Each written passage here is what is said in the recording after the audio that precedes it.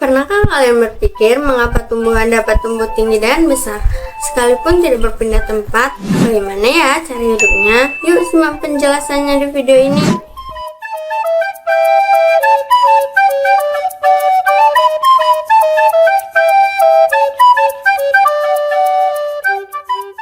Untuk bisa melakukan pertumbuhan, di dalam tubuh tumbuhan terdapat jaringan.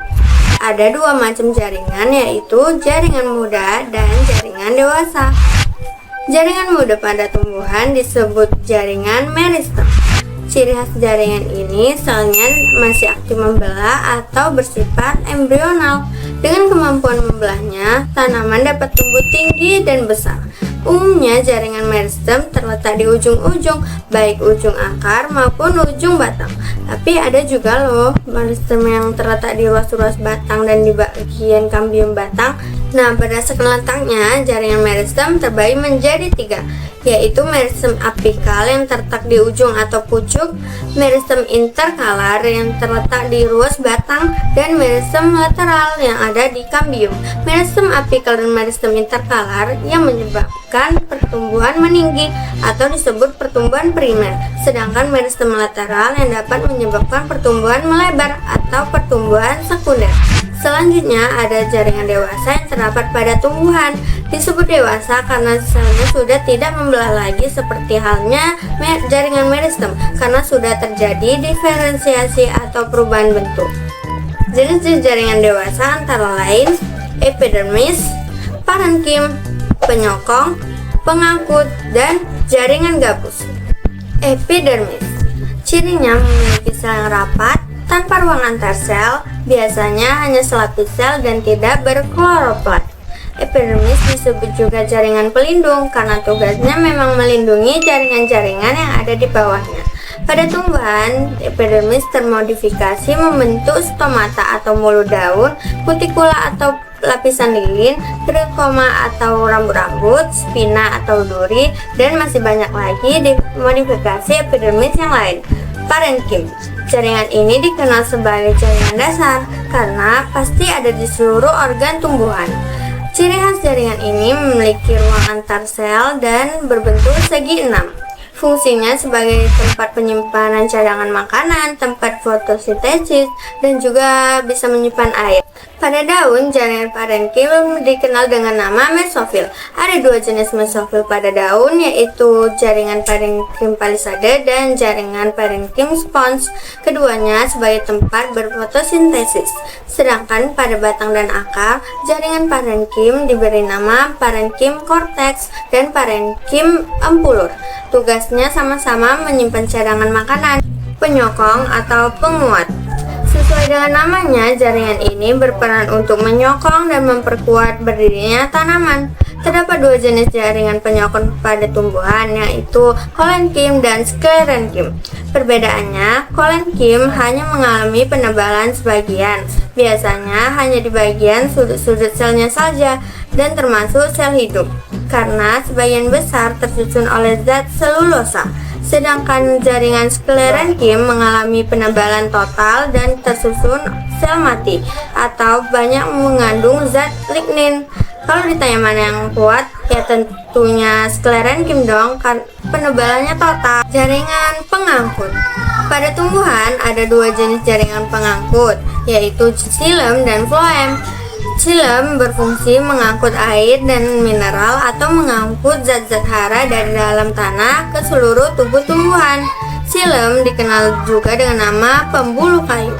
Sedangkan floem berfungsi mengangkut makanan hasil fotosintesis dari daun ke seluruh tubuh tumbuhan. Floem dikenal juga dengan nama pembuluh tapis. Jadi arah aliran xilem dan floem saling berlawanan. Kalau xilem arahnya ke atas, sedangkan floem arahnya ke bawah. Satu lagi, jaringan gabus. Jaringan gabus bertugas menggantikan epidermis pada saat tumbuhan semakin tua. Fungsinya sama seperti epidermis, yaitu pelindung dari kerusakan mekanis. Itulah nama-nama jaringan pada tumbuhan yang nantinya jaringan-jaringan tersebut saling bekerjasama untuk melakukan fungsi tertentu pada tiap-tiap organ tumbuhan. Di sini kita akan mempelajari tentang metagenesis tumbuhan lumut dan metagenesis tumbuhan paku. Pertama kita ke tumbuhan lumut. Di sini kita bisa lihat gambar dari tumbuhan lumut ya. Kita pasti sehari-hari pernah melihat tumbuhan lumut. Seperti di pinggiran sungai, di batu-batu yang lembab, di tempat-tempat lembab, dan lain-lain. Nah, di sini juga ada struktur tumbuhan lumut, di mana di sini ada dua bagian, yaitu ada sporofit dan ada gametofit. Sporofit ini dia akan menghasilkan spora, sedangkan gametofit ini dia akan menghasilkan gamet yang nantinya berupa antheridium dan acrygonium. Lanjut, nah di sini ada metagenesis tumbuhan lumut. Kita mulai dari nomor 1 nih, dari tumbuhan lumut. Tapi biasanya kalau untuk bagan itu dimulai dari spora. Tapi biar lebih jelas kita mulai dari tumbuhan lumut. Tumbuhan lumut membentuk gametofit jantan atau antheridium dan betina, yaitu acrygonium, di mana antheridium ini dia akan menghasilkan sperma, sedangkan acrygonium dia akan menghasilkan ovum. Nah, kemudian sperma akan berenang dengan bantuan air, berenang menuju ovum dan terjadi pembuahan atau fertilisasi, di mana fertilisasi ini dia akan menghasilkan zigot. Zigot itu adanya di dalam antheridium. Kemudian zigot akan berkembang menjadi embrio, masih di dalam antheridium, masih di dalam itu. Kemudian berkembang lagi menjadi sporofit. Nih sporofit yang tadi di bagian atas. Kalau ini kan gametofit. Jadi kan cuma gametofit. Kemudian setelah itu berkembang menjadi sporofit. Sudah ada sporofitnya. Nah, di sporofit ini dia akan tumbuh dan berkembang menjadi sporofit dewasa yang memiliki sporagonium, di mana sporagonium ini merupakan kotak tempat spora.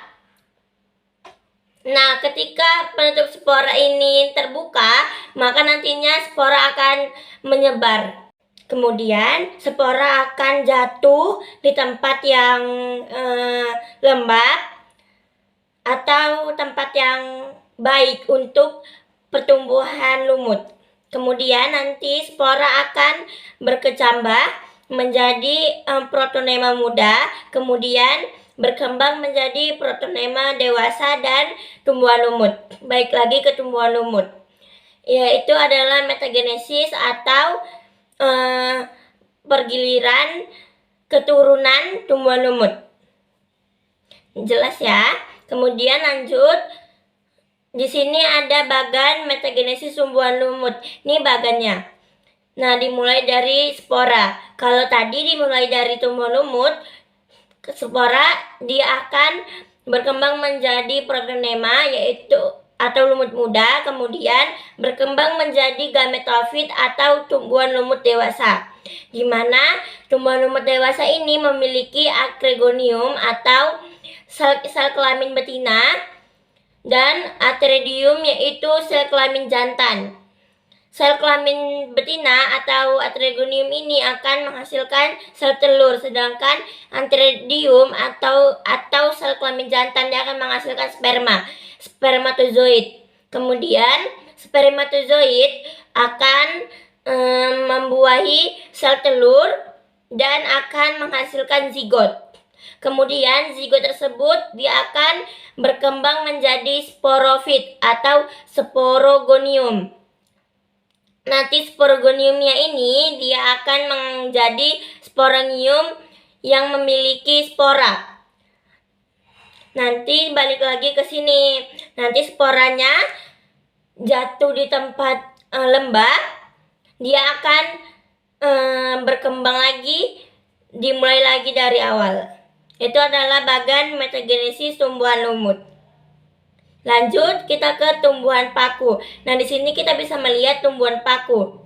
Ya, dan di sini kita bisa jelas melihat sorus, di mana sorus ini adalah tempat menyimpannya spora. Ini ada tumbuhan lumut, tumbuhan pakunya. Lanjut, di sini ada metagenesis tumbuhan paku. Ya, dimulai dari tumbuhan pakunya. Tapi kalau untuk bagan, bagiannya biasanya dimulai dari spora. Nah, kita mulai dari nomor 1 dulu nih, dari tumbuhan paku atau sporofit. Nah, tumbuhan paku yang sudah dewasa itu di daunnya, di bawah daunnya itu memiliki sorus atau tempat spora. Dan apabila sporanya sudah lepas, menyebar, dan kemudian menempel di tempat yang baik atau lembab, dia akan berkembang menjadi protalium muda, kemudian menjadi protalium dewasa. Ini ya, atau gametofit, di mana nanti gametofitnya ini dia akan memiliki ada 2, yaitu acrygonium dan antheridium. Antheridium ini adalah sel kelamin jantan, sedangkan acrygonium ini adalah sel kelamin betina. Sel kelamin betina memiliki ovum, sedangkan antheridium atau sel kelamin jantan dia memiliki sperma. Yang nanti sperma dan ovum dia akan proses fertilisasi atau pembuahan yang akan menjadi zigot, menghasilkan zigot.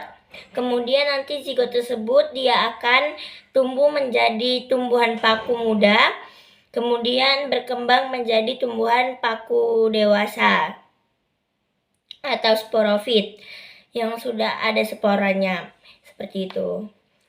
Nanti balik lagi ke sini. Ini adalah metagenesis atau pergiliran keturunan dari tumbuhan paku. Dia akan terus seperti itu. Kemudian di sini ada bagan metagenesis tumbuhan paku. Di sini ada bagannya. Dimulai dari spora.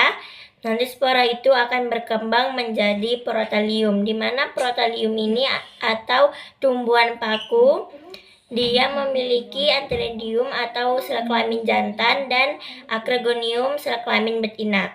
Sel kelamin jantan dia akan menghasilkan sperma, sel kelamin betina dia akan menghasilkan ovum. Kemudian ovum dan sperma akan melakukan pembuahan atau fertilisasi yang akan menghasilkan zigot.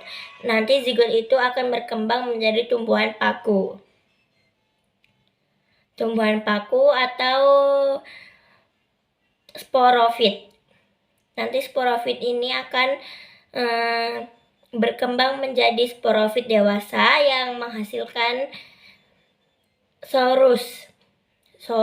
Di sporangium ini nanti adanya sorus, di mana sorus itu adalah tempat dari spora. Nanti balik lagi ke sini ke atas.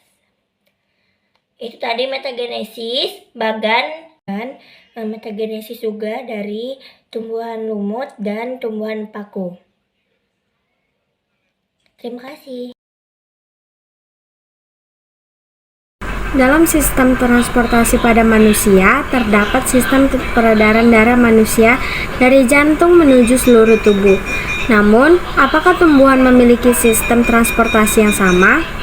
Ketika tumbuhan terpotong tidak berdarah, ini menandakan tumbuhan memiliki sistem transportasinya sendiri. Dalam sistem transportasi tumbuhan, terdapat 2 jaringan pengangkut, yaitu xilem dan floem. Xilem berfungsi mengangkut air dan unsur hara dari akar ke daun, dan floem berfungsi mengangkut hasil fotosintesis dari daun ke seluruh bagian tubuh tumbuhan. Ikut menampang melintang xilem dan floem pada batang dan akar. Terdapat perbedaan struktur pada bagian batang dan akarnya. Xilem dan floem terdapat pada kambium vaskular dan memiliki struktur yang berbeda antara yang terdapat pada daun, batang, dan akar. Xilem dan floem terbentuk jaringan pembuluh yang menjalar dari akar hingga daun. Jaringan xilem pada umumnya tersusun dari sel-sel mati dengan dinding yang sangat tebal, yang tersusun dari zat lignin. Xilem dibagi menjadi dua bagian, yaitu serat xilem dan parenkin xilem. Pada bagian akar parenkin xilem mengumpul pada bagian tengah, sedangkan pada bagian batangnya parenkin xilem lebih menyebar ke arah tepi batang, sehingga membantu memperkokoh tanaman. Jaringan xilem berfungsi juga sebagai jaringan penguat. Berbeda dengan xilem, jaringan floem tersusun atas sel-sel hidup. Floem berfungsi di saat hasil fotosintesis ke seluruh bagian tubuh tumbuhan. Sifat aliran floem ke atas dan ke bawah, sedangkan sifat aliran xilem hanya satu arah, yaitu bergerak ke bagian atas tumbuhan. Setelah mempelajari bagian-bagian jaringan pengangkut, mari kita belajar bagaimana cara kerja jaringan ini pada prosesnya. Xilem melakukan apa yang disebut transpirasi. Transpirasi adalah terlepasnya air dalam bentuk uap air melalui stomata ke udara bebas atau disebut evaporasi. Evaporasi terjadi akibat adanya difusi uap air dari udara yang lembab di dalam daun ke udara yang kering di luar daun.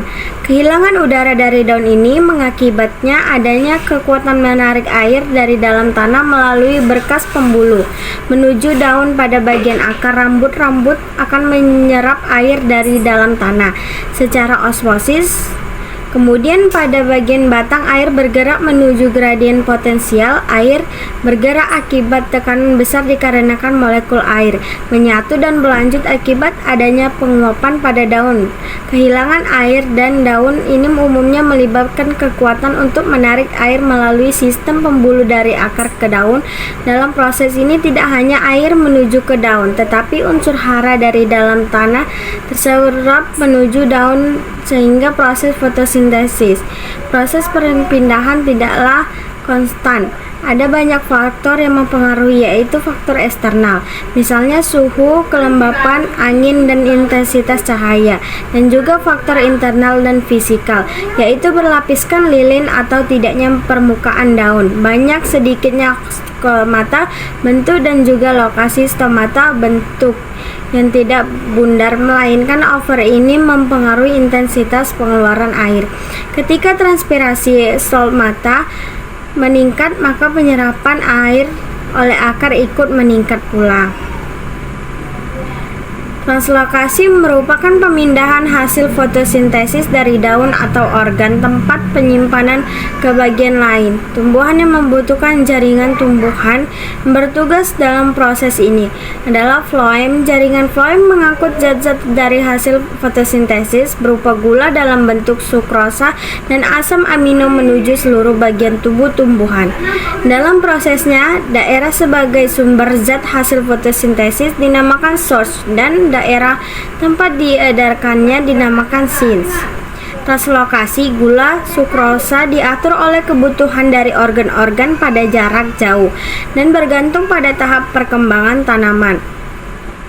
Proses yang umum dikenal sebagai aliran tekanan. Konsentrasi gula yang tinggi di daun akan bergerak ke sel-sel dengan gradien konsentrasi yang lebih rendah. Sebagai contoh, perkembangan buah dan biji memerlukan energi tinggi. Proses perkembangan itu akan menarik banyak gula dan substansi lain yang diperlukan dari daun. Demikianlah penjelasan singkat tentang transportasi pada tumbuhan. Semoga video ini bermanfaat. Saya akan menjelaskan penyerbukan dan pembentukan biji. Nah, bagaimana proses terjadinya penyerbukan dan pembentukan biji pada tumbuhan Angiospermae?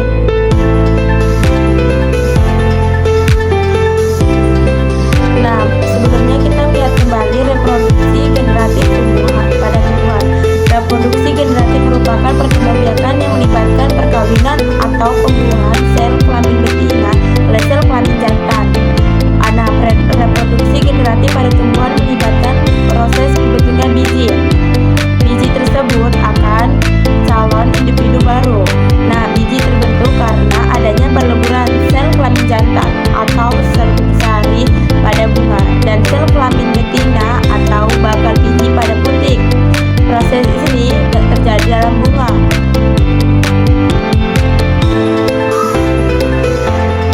Sebagian bunga memiliki peranan dan fungsi bagi reproduksi generatif. Berikut ini bagian bunga pada tumbuhan Angiospermum.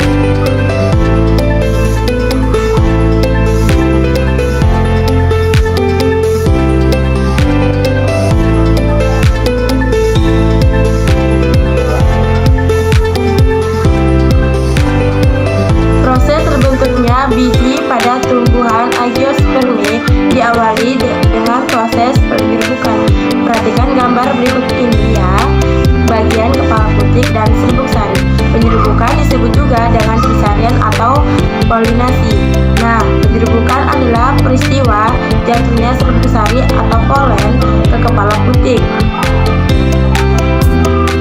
Macam-macam penyerbukan atau polinasi dapat dibedakan berdasarkan asal serbuk sari dan berdasarkan perantara jatuhnya serbuk sari ke kepala putik. Nah, penyerbukan berdasarkan asal serbuk sari dapat dibedakan menjadi 4 macam. Yang pertama, penyerbukan autogami, yang kedua geotogami, yang ketiga allogami, yang keempat Boswellia. Sedangkan penyerbukan berdasarkan perantara jatuhnya serbuk sari ke kepala putik dapat dibedakan menjadi zygogami, aneogami, diplogami, dan antropogami. Kita pelajari satu persatu ya. Oke, penyerbukan berdasarkan asal serbuk sari. Yang pertama, penyerbukan autogami bisa disebut dengan penyerbukan atau sendiri. Autogami adalah penyerbukan yang serbuk sarinya berasal dari bunga itu sendiri. Artinya, serbuk sari dari jatuh ke kepala putik pada bunga yang sama. Perhatikan gambar berikut ini ya. Serbuk sari dengan kepala putik berasal bunga yang sama. Contohnya terjadi pada bunga mangga, bunga jambu, bunga pohon jeruk, dan bunga sepatu. Yang kedua adalah penyerbukan geotogami, yang biasanya bisa disebut juga dengan penyerbukan tetangga. Penyerbukan geotogami adalah penyerbukan serbuk sarinya berasal dari bunga lain dalam satu pohon. Artinya, serbuk sari jatuh ke kepala putik pada bunga lain di pohon yang sama. Kita perhatikan ilustrasinya ya. Penyerbukan geotogami contohnya terjadi pada bunga jagung, bunga padi, bunga kelapa sawit, bunga kelapa. Yang ketiga, penyerbukan allogam. Bisa disebutkan dengan penyerbukan silang. Penyerbukan allogami adalah penyerbukan yang serbuk sarinya berasal dari bunga pohon lain yang masih satu jenis. Artinya, serbuk sari yang jauh ke kepala putik berasal dari bunga dari pohon lain yang sejenis. Nah, perhatikan ilustrasinya ya. Contoh penyerbukan allogami contohnya seperti bunga pohon sagu. Dan penyerbukan berdasarkan asal serbuk sari yang terakhir, penyerbukan bastar. Penyerbukan bastar adalah penyerbukan yang serbuk sarinya berasal dari bunga tumbuhan lain yang berbeda jenis atau setidaknya mempunyai satu sifat beda. Serbuk sari jatuh ke kepala putik pada taman berbeda varietas. Kita perhatikan ilustrasi berikut ini ya. Contoh penyerbukan bastar, penyerbukan antara bunga mawar merah dengan bunga mawar putih. Selanjutnya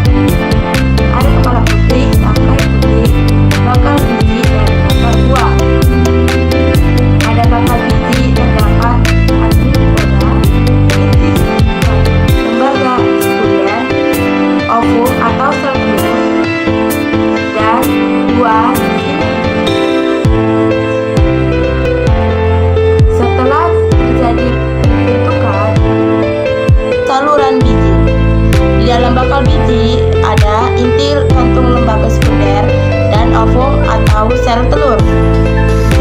Serbuk sari memiliki tiga macam sel. Yang pertama, inti vegatif sebagai penunjuk jalan bagi inti sel generatif menuju bakal biji. Yang kedua, inti generatif 1 melebur dengan sel kelamin betina atau ovum menjadi zigot lalu menjadi embrio atau calon individu baru.